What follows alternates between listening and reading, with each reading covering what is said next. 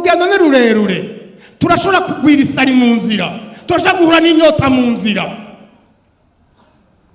Kujya kwa Ishimayeli na Hagayi byagoraniye mu nzira batarashika, umukuza bahawe n'Aburahamu gatugwa hera, yahembuwe n'amazi yo mu mbavu, abo bari batekeye yaheze, yahawe n'Imana. Mana, hembura igikorwa cawe muri iyi myaka, hembura ubugingo bwanje muri iki gihe. Ndakwifurije guhemburwa n'Imana. Wa muntu uri kurabiranira muri urugendo wumva vyase, Imana ni guhembura. Umviriza, nzobana n'abafise imitima imenetse, imitima yicisha bugufi, kugira ngo mbembure. Ibana natwe ngo iduhembure.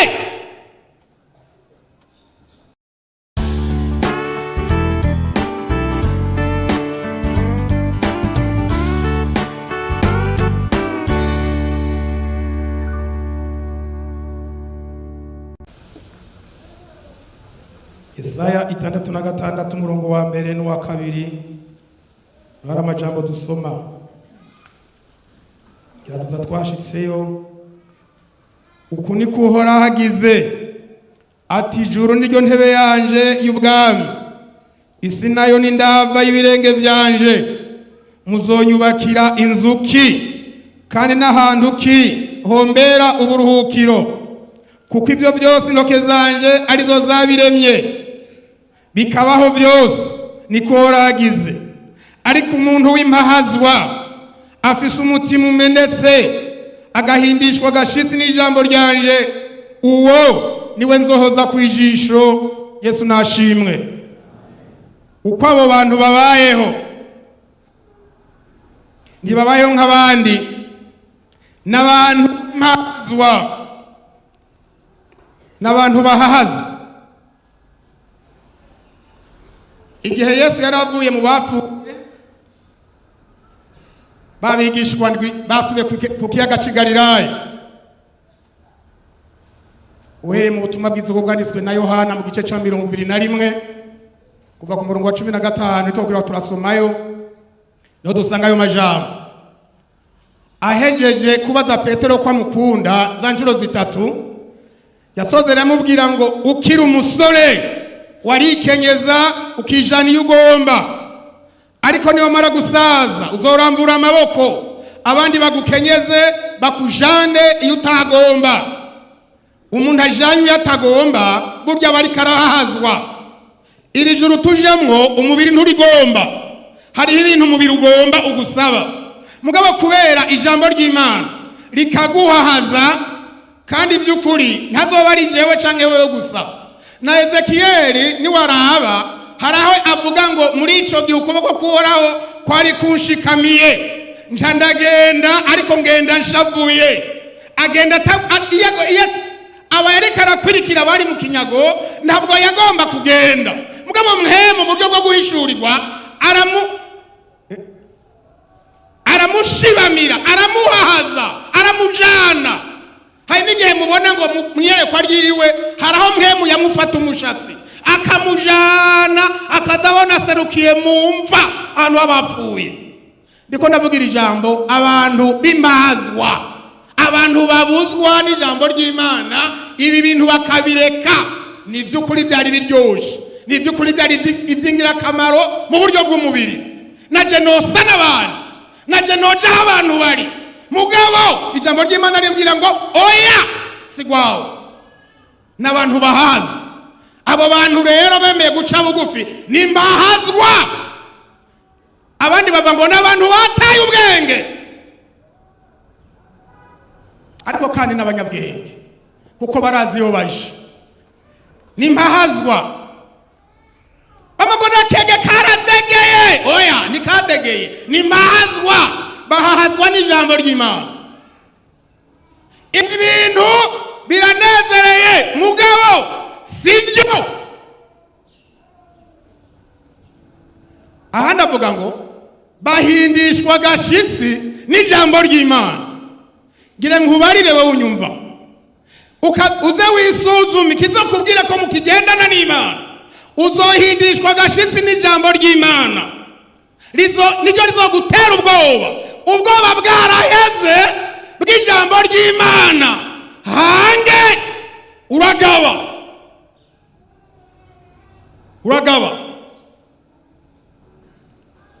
ni inzira yo kugwa umuntu arashomura ntiyihane kandi akavyumva kwa Mwema avugana nawe.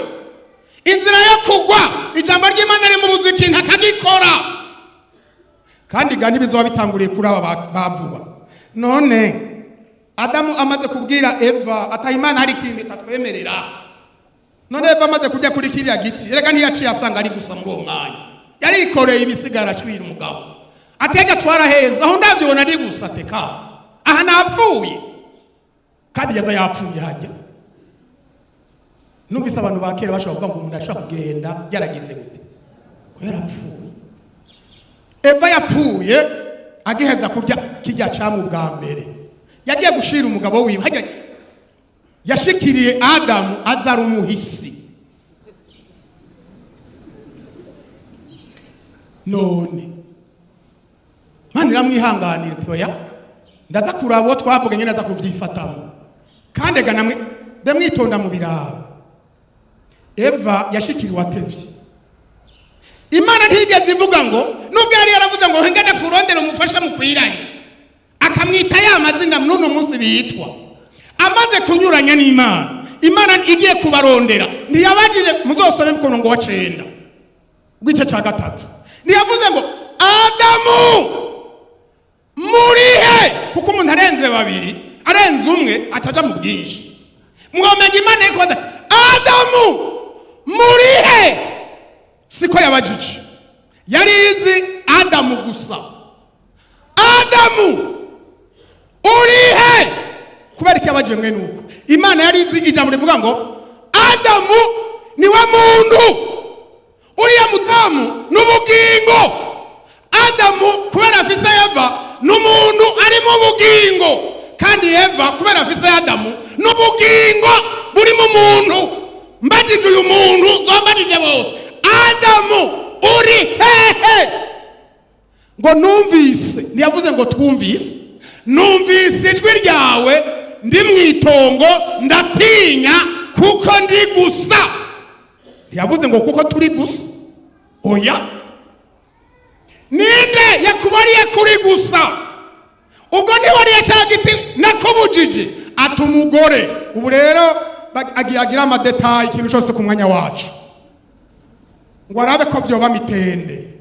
Oya nta mitende ibaho. Mitende y'uwacumuye no kwihana.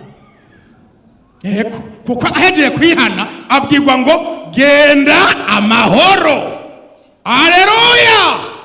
None bamwe mwakizwa mwarimboregwa mwarabamaraya mwarabasamanyi bakomeye abicanyi bakomeye ibisuma bikomeye naho no musi Satani yo kwica mu mutima ngo none urya niwe yonsenge none ubizi ko wajugowe hanyuma bakakwihanisha mwari makakumviriza kandi ukamubarira umubona ko ari mwarimu nta mana wigeze ubona ngaha. Mwarimu arabyatumviriza rero ivyo byose hatadonzwe na kimwe hadakuwemo na kimwe Imana iraguhariye genda amahoro. Uvuye aho abo mwahuye wababwira ngo iki? Jewe narakijijwe. Narakijijwe wakirijwe mw'isengero kandi hariya mu ntango mwarimu waramwubaha waraca bugufi mbere wabona umengo ni Imana kandi Imana ariko Bibiliya ivuga ngo isa n'iyibingingira muri twebwe.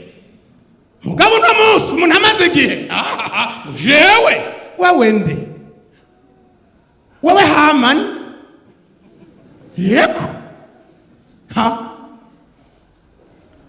n'abantu rero ubuzima bwabo nimbahazwa mbega kutabonetse mu bandi ekaye ntirinkundira kutameze nk'abandi ndimbahazwa kudasa n'abandi ndimbahazwa kutambara nk'abandi ndimbahazwa kandi bimbabaje ndafise iyo ndiko ndaje. Amen. Nimbahazwa n'abantu bahindishwa agashitsi n'ijambo ry'Imana.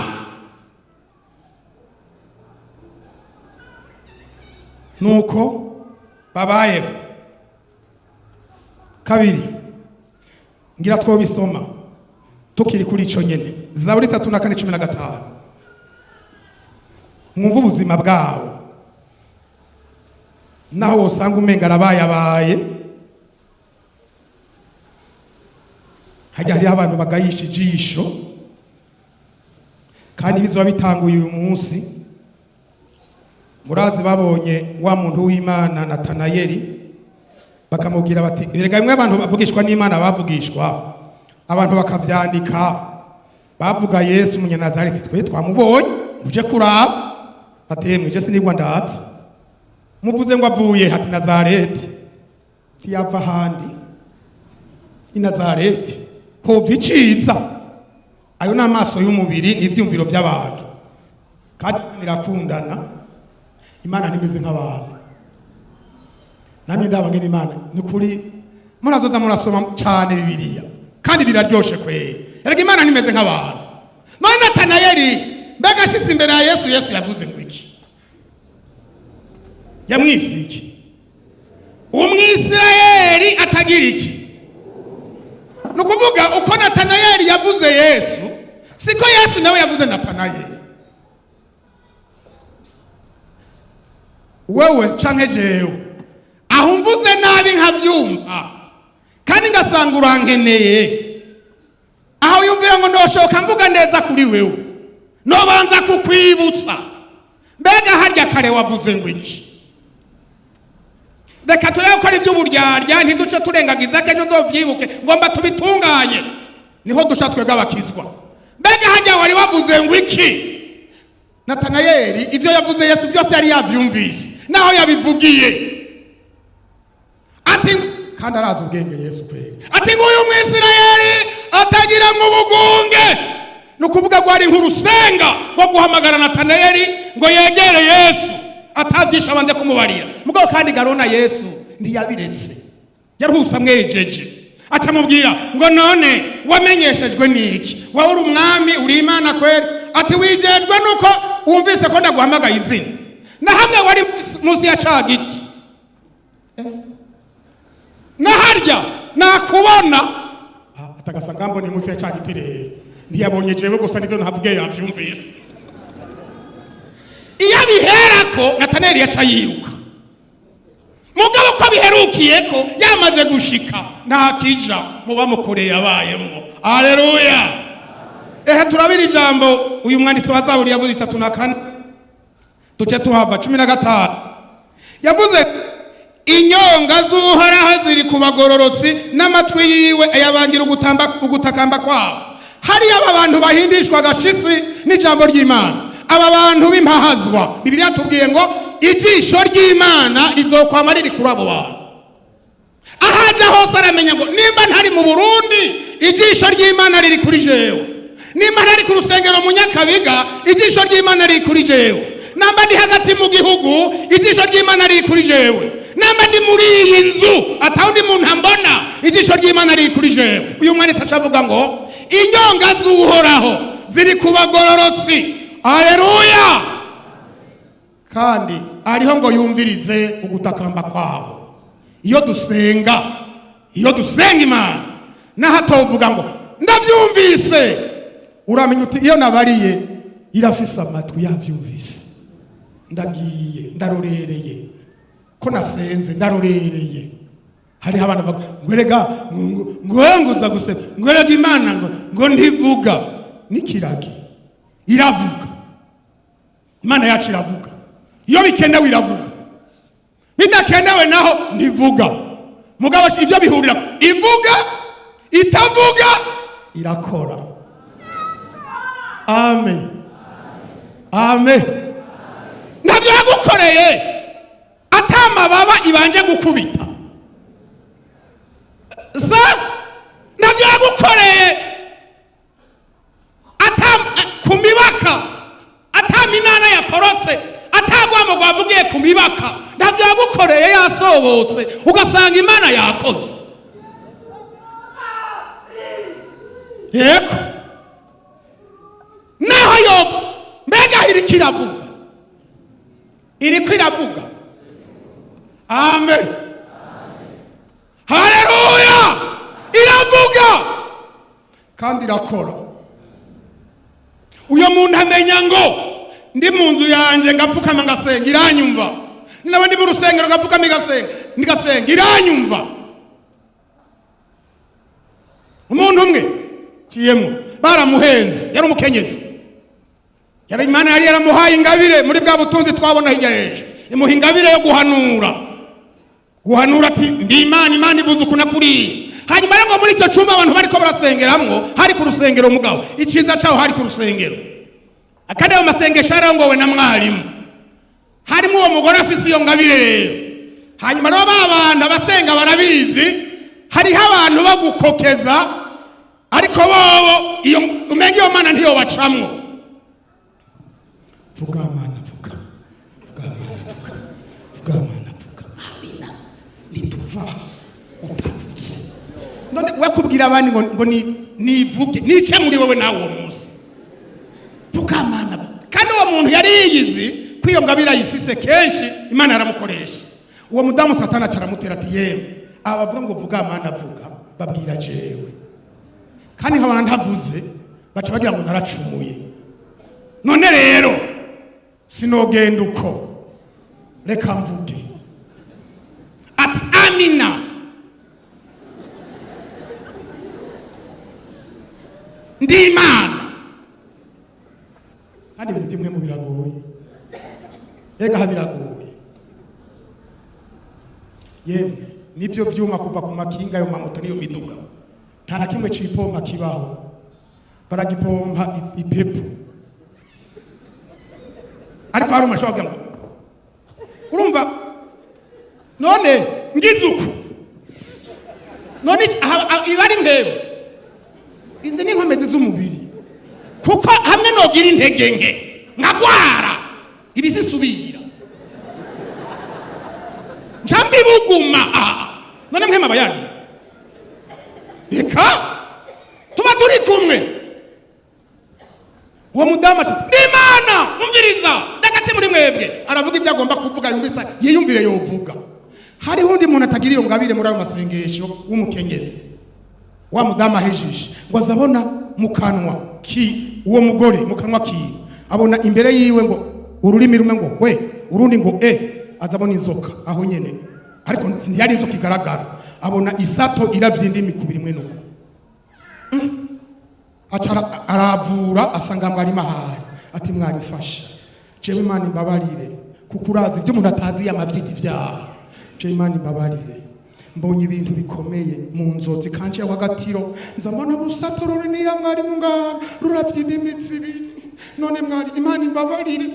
None yaracumuye iki ngaho ko ibyo bintu yarabibonye. None kubona ni ivyaha ni uravye bitari vyo. Mwari mati sawa, acisha mu ndirimbo kandi iki ati hariho umuntu Imana yagendeye abazi gusobanura, reka twumve nyene babisobanura. Ati vuga madamu, jewe ba Kristo Imana aho ritugendere ku uyu munsi, jewe mbonye ibintu bitari byo kuri jewe, mbonye inzoka iravye indimi zibiri mwe nuko ngaha nyene turiko turasenga. None sinzi byari byo na mwarimu ntavyo ransobanurira, nagira ngo nacumuye jewe. Wa mudamu ati atumviriza, Imana imbabarire, iyo nzoka iyo sato mwabonye ni jewe. Umva atarakijijwe, yatawe mu kinogo ariko ari mu bugingo. Ati iyo sato yari jewe. Mu minsi yose twabaye muri aya masengesho Imana yarampa kuvugishwa nayo ngahanura, ariko no munsi ndemerewe n'abantu bavuga ngo vuga Mana, vuga Mana, vuga. Nakoresheje ururimi rwanje bisigura ngo hagati mu kanwa kiwanje habonetse indimi zibiri. Ndaramvugisha Imana uyu munsi navugisha wanje Imana imbabarire.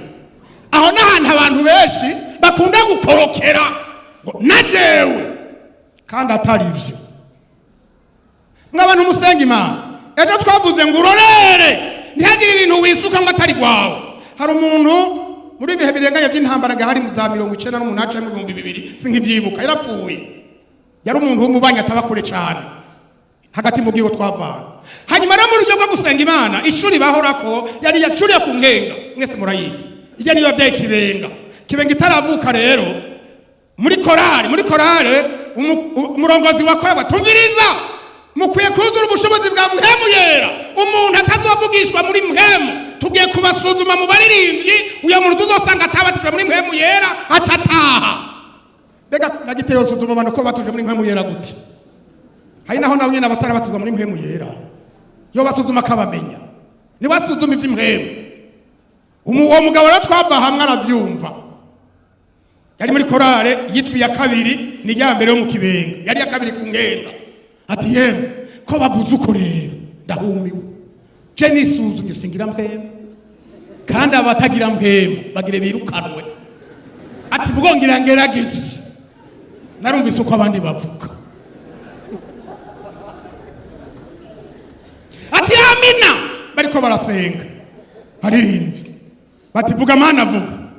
Aravuga ndi Imana bakwe mu guca Egiputa mu nzu y'ubuja, nije nzobajana ndi kumwe namwe hariya mu nsozero rero, kuko ibintu wavyivye haragera igihe bimenyekana ko atari ivy'iwawe, yari ivy'ibano hariya mu guheza.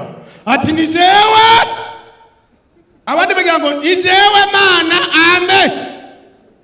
Nabati ni jewe Matiyasi Butoyi wo ku Gikoto ku rya kabiri ku Musaga.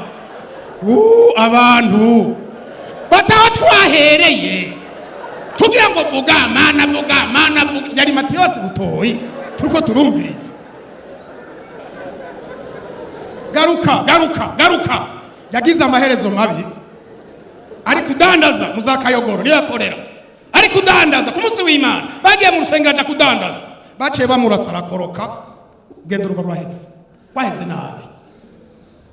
Umukirisi ugohera agiye kudandaza kuwa Mungu mu gitondo, abandi bagiye ku rusengero, ucamba ko atabuginga bagifise.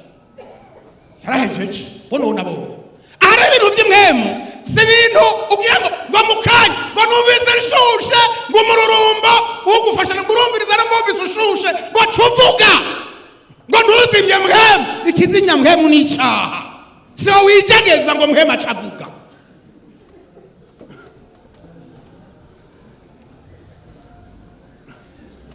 Inyonga zora ziri kubagororotsi n'amatwi yiwe ayabangira ugutakamba kwabo.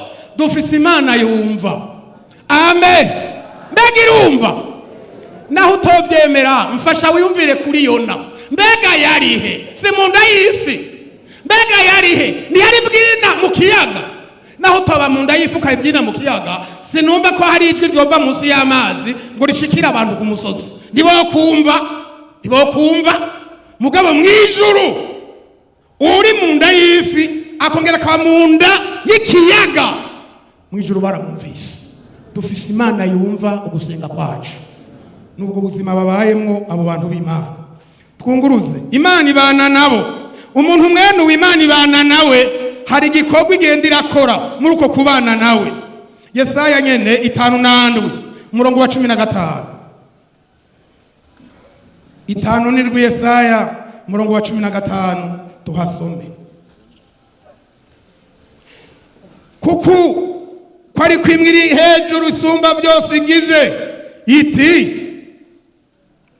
iba hatazoshira izina ryayo n'uwera, iti mba hejuru ahantu hera, kandi mbana n'ufise umutima umenetse wicisha bugufi, kugira ngo mpembure imitima y'abicisha bugufi, mpembure n'abafise imitima imenetse.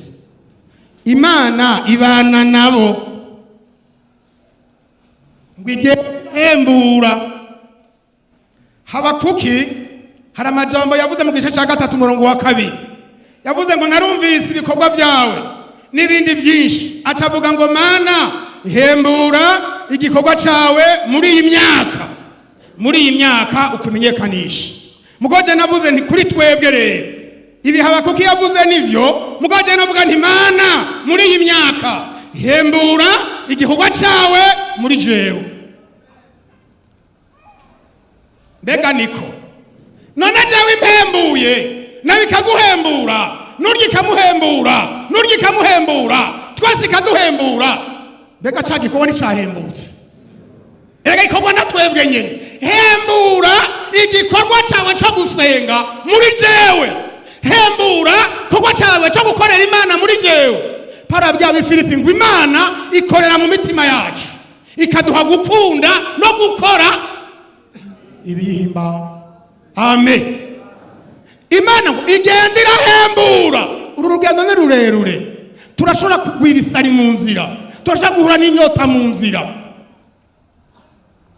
Kujya kwa Ishimayeli na Hagayi byagoraniye mu nzira batarashika, umukuza bahawe ndaburahamu gatugwa hera yahembuwe n'amazi yo mu mbavu, abo bari batekeye yaheze, yahawe n'Imana. Mana, hembura igikorwa cyawe muri iyi myaka, hembura ubugingo bwanje muri iki gihe. Ndakwifurije guhemburwa n'Imana. Wa muntu uri kurabiranira muri urugendo wumva vyase, Imana ni guhembura. Umviriza, nzobana n'abafise imitima imenetse, imitima yicisha bugufi, kugira ngo mbembure. Ibana natwe ngo iduhembure.